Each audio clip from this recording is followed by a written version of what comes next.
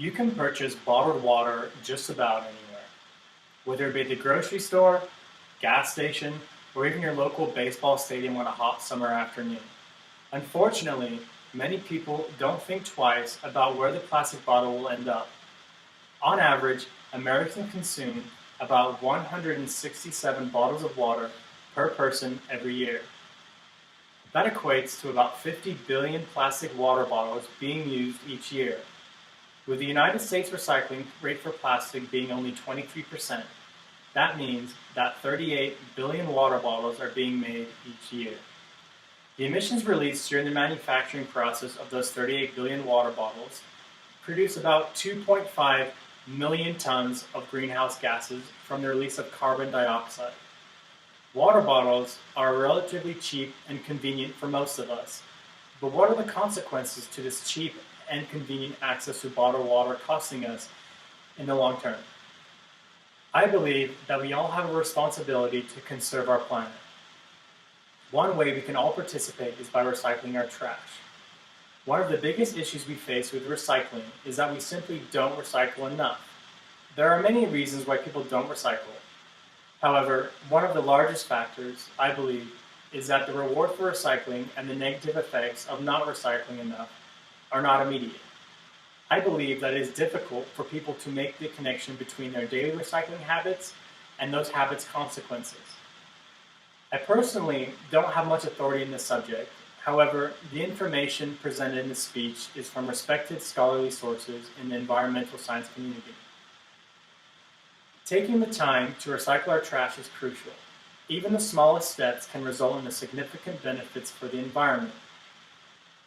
I believe that having a better understanding of the advantages of recycling can ensure that it becomes a natural and important part of our life, which in return will reduce our greenhouse gas emissions and help stop climate change.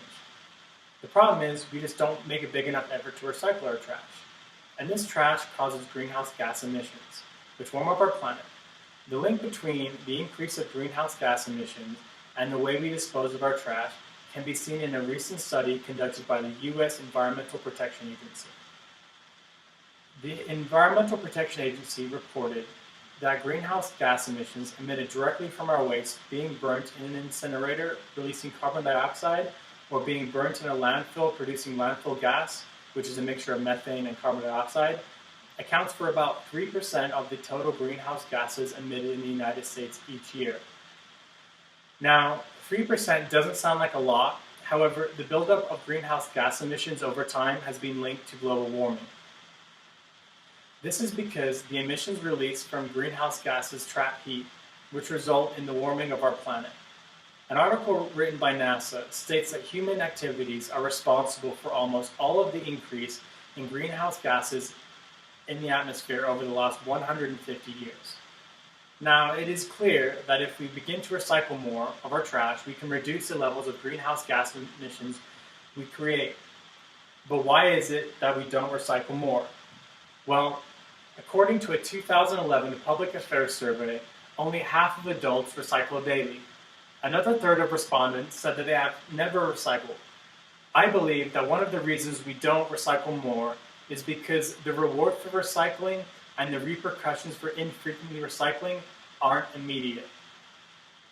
And I feel that it can be hard for people to make the association between their daily habits and those habits' consequences. The evidence clearly shows that our lack of recycling is a significant contributor to the greenhouse gas emissions we are seeing. I had proposed a few solutions to solve the lack of recycling problem we have. The first solution I propose is that we create incentives in order to motivate people to recycle more. Beijing is one example of how this incentive program could work. In Beijing, they introduced what they call a reverse vending machine that accepts people's recycled plastic bottles. When a person recycles their plastic bottles, they receive transportation credits or phone minutes in return. I feel that with a few changes in the incentive rewards, this program could become a great tool in our country. Another great incentive program, similar to the vending machines used in Beijing, is the Recycle Bank point-based recycling credits. This program works by using a system of radio frequency identification tags on recycling carts that weigh each household's recyclables. After weighing the recyclables, households receive credits that can be redeemed on the program's website for coupons for dollar off purchases. Another solution would be to impose penalties to motivate people to reduce their trash and increase how much they recycle. Now, I am usually not a supporter on imposing penalties. However, when the negative effects of not recycling outweigh the penalties being imposed, I feel that they are justified. Author Lisa Skumatz from Resource Recycling describes a penalty program known as unit-based pricing, where households are charged based on the amount of trash they have. If a household disposes more trash, they are required to pay more.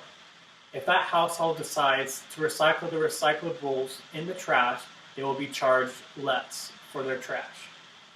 Another penalty program that we are starting to see in larger cities is the use of marked trash bags. How this works is that the trash collecting companies will only pick up specific marked trash bags, which cost between $1 to $2 depending on the size. If a person wishes to pay less to throw away their trash, they must recycle the recyclables in the trash, which the city will pick up for free. Now, most people that agree that recycling glass and metals is a good thing. However, some objections arise in the case of plastic recycling.